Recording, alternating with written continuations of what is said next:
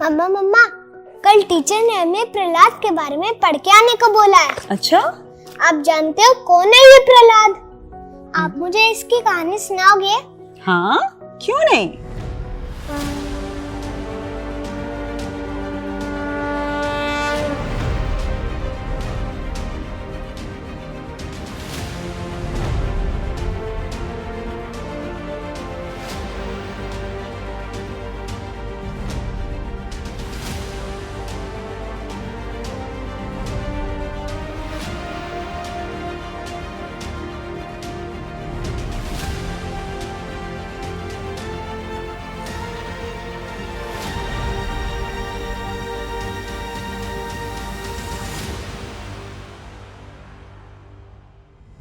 बहुत साल पहले की बात है। एक डेमन किंग था, उसका नाम था हिरण्यकश्यप। हिरण्यकश्यप अपने आप को भगवान समझता था क्योंकि उसने ईश्वर की बहुत तपस्या करके एक बहुत बड़ा वरदान ले लिया था। मालूम है क्या? उस वरदान से हिरण्यकश्यप को ना तो कोई नर यानी कि ह्यूमन मार सकता था, ना कोई जानवर, ना तो कोई उसे दिन में मार सकता था, ना रात में, न अंदर मार सकता था, न बाहर, न जमीन पे मार सकता था, न हवा में, और ना ही उसे कोई हथियार से यानी कि वेपन से मार सकता था।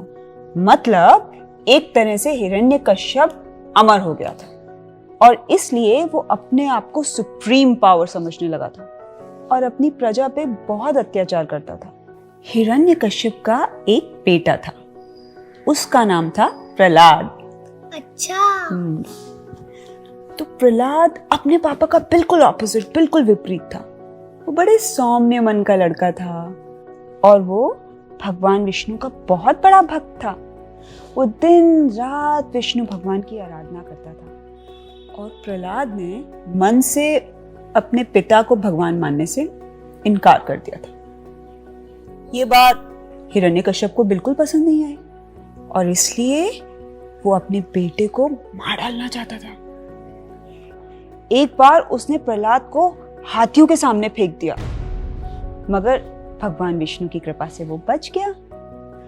फिर हिरण्यकश्यप ने प्रहलाद को एक सांपों से भरे कमरे में बंद कर दिया, मगर पता है क्या हुआ? भगवान विष्णु की कृपा से सांपों ने उसे काटा नहीं, बल्कि सारे सांपों ने मिलकर प्रहलाद के लिए एक बिस्तर बना दिया। फिर हिरण्यकश्यप ने प्रहलाद को खाई में फेंकवा दिया, मगर भगवान विष्णु ने उसे फिर बचा लिया। अब हिरण्यकश्यप ने कहा क्या करे? उसके सारे प्लान्स फेल हो रहे थे। तो हिरण्यकश्यप की एक बहन थी, होलिका। होलिका को कभी भी आग में न जलने का वरदान था। तो हिरण्यकश्यप ने अपनी बहन होलिका से कहा कि तुम एक काम करो, तुम प्रहलाद को गोदी में लेकर आग में बैठ जाओ। तुम्हें तो कुछ होगा नहीं क्योंकि तुम्हें तो वरदान प्राप्त है, अब प्रहलाद जल के भस्म हो जाएगा। होलिका ने सोचा कोई बुराई तो नहीं है। फिर उसने अपने भाई की बात मान ली। बस फिर क्या था, एक बहुत बड़ा सा अग्निकुंड तैयार किया गया और उसमें होलिका प्रहलाद को अपनी गोदी में लेकर बैठ गई। मगर प्रहलाद को भगवान विष्णु पे पूरा विश्वास था। वो बस हर पल भगवान विष्णु की प्रार्थना करता रहा। विष्णु भगवान ने अपने सच्चे भक्त की बात सुनी और उसकी मदद करने आ गए। तो पता है क्या हुआ? होलिका, जिसे कभी भी आग में ना जलने का वरदान था ना, वो जल के भस्म हो गई और प्रहलाद फिर से बच गया। हिंदू धर्म के लोग इस दिन को होली के रूप में मनाते हैं और होलिका दहन करते हैं, जिसमें सारी बुराइयां जल के खाक हो जाती हैं। समझे? लेकिन भाई अब हिरण्यकश्यप के पापों का घड़ा पूरी तरह भर चुका था और भगवान ने डिसाइड किया कि अब तो इसे मरना ही पड़ेगा।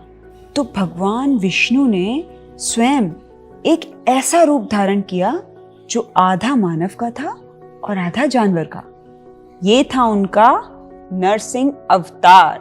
नरसिंह अवतार आधा नर यानी इंसान का था और आधा सिंह यानी शेर का था।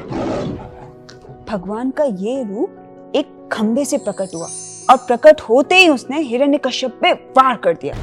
अब भगवान को ये पता था कि हिरण्यकश्यप को ना तो जमीन पे मारा जा सकता है ना हवा में, तो क्या करें? उन्होंने क्या किया, उसको अपनी जांग पे बिठा लिया, मतलब लैप पे बिठा लिया और अपने नाखूनों से उसका सीना चीर दिया और हिरण्यकश्यप वहीं खत्म हो गया। ये और इस तरह एक बार फिर बुराई पर अच्छाई की जीत हुई और प्रहलाद के विश्वास और उसकी भक्ति की जीत हुई। तो समझे हर्ष, हमारे पास कितनी भी शक्ति हो पर हमें कभी भी घमंड नहीं करना चाहिए, क्योंकि घमंड सोचने और समझने की शक्ति को खत्म कर देता है। अब देखो, हिरण्यकश्यप के पास कितना बड़ा वरदान था, मगर उसने घमंड किया ना, और अपनी पावर का गलत यूज किया, तो इसके लिए उसको सजा मिली। और वहीं प्रहलाद, जिसके पास कोई वरदान नहीं था पर उसका भगवान में भरोसा था, और भगवान ने प्रहलाद को इसलिए हमेशा बचाया और आगे जाके प्रहलाद एक बहुत नेक दिल राजा बना और आगे जाकर उसने अपनी प्रजा का बहुत अच्छे से ख्याल रखा। वाह मम्मा, अब तो क्लास में मैं कल सबको प्रहलाद के गाने सुनाऊंगी। Very good, very good. ऐसी ही और कहानियां देखने के लिए सब्सक्राइब कीजिए हमारा YouTube चैनल माइंड वॉल्स।